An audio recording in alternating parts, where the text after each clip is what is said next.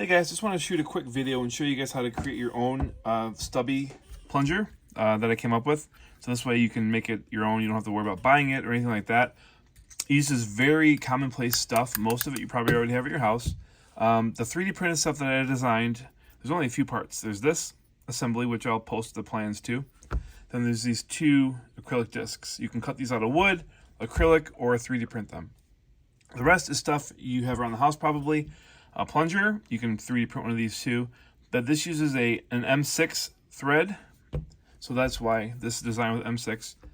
And then this is an M3 screw. It's about 14, so it's M3 by 14 with a nut and a washer, super glue, and then your standard arcade button. You need one with normally closed option as well, because normally the buttons on most of these arcade cabinets are normally open. So you need one with a third prong that gives you normally closed. So to start, we'll take this apart, pop this out, and you'll see here the bottom. Actually, let me take the plunger out, or the button out. So you can take the button out. You don't need the button. You're going to keep the spring. The only thing I did was I just took a Dremel tool, and there's a little bridge down there of plastic. Take that out completely. Because the goal here is there's a little rubber foot on the bottom of the 3D printed part I designed that goes in here, and that's in the center. And that's what pushes on the micro switch here. So to put this together, it's super simple. You're going to take the spring from the button, put it on the shaft. You're going to put it in here, and then first thing we're going to do is we're going to super glue these discs into this. These are set at, these are 6 millimeters each. So the 12 millimeters of thickness is what you want to fill in that lip right there. So let's go ahead and do that. These little single serving doses of super glue are really nice. You don't have to worry about wasting it when it dries out if you don't use it a lot. So we're just going to put some in here. Just a little bit. Okay. Now we're going to put the plunger in next. Carefully don't touch the sides. There. Put one disc in. Push down, and let's put the other one down too, just to hold it in place.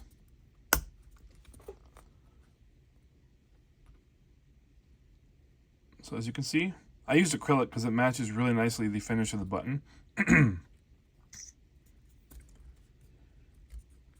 Give that a couple seconds to dry. Now the only thing is, once you do that step, you can't undo it because of the super glue. So the bottom one is super glued. Now we're going to glue the inner one, or the second one, very carefully.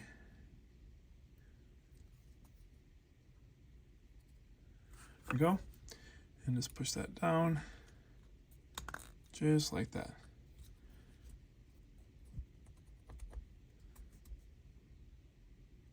Got a little bit on the edge. I'll just wipe that off after. Give that a couple seconds to dry. Okay, so now the basic plunger assembly, as you can see, is done. There's the foot. So now what we're going to do next is add the micro switch. So you want to hold it like this, so the long tail's in the back. Micro switch with the prongs to the left. The top's going to go right under this prong here. And you're just going to have it so that you have the micro switch centered right over that nub. Whoops. Now, when you pull the plunger out, you'll hear it disengaging the button. So, thankfully, when it's lined up, that hole right there lines up with those prongs. So now we're going to use this M3 screw. Put a washer on it. Whoops. Put a washer on it. Put it through. That's going to hold that in place. Because there's not, even when the plunger slams, it does not slam against the actual housing of the button, because it's just pushing the switch, and there's not a lot of force on the switch. So put this nut on the back. And make sure it's down. Tighten it.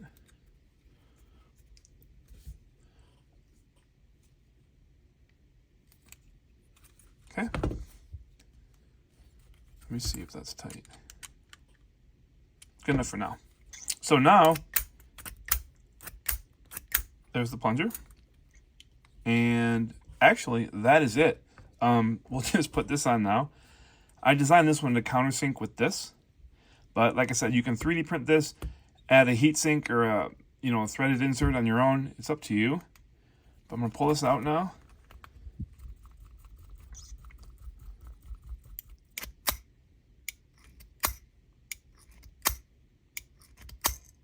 So that's how it works.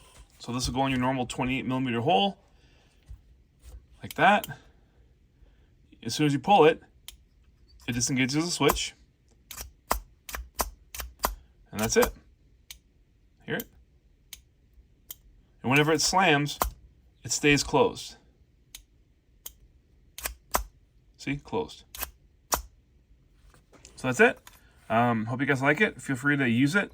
Enjoy. And again, it solves the problem of not needing a giant plunger assembly in a small cabinet. Granted, it's a digital plunger, but a lot of games now, when you hold it open, the plunger goes gradually back. So it actually mirrors the on-screen animation really well. So that's it. Thanks for watching.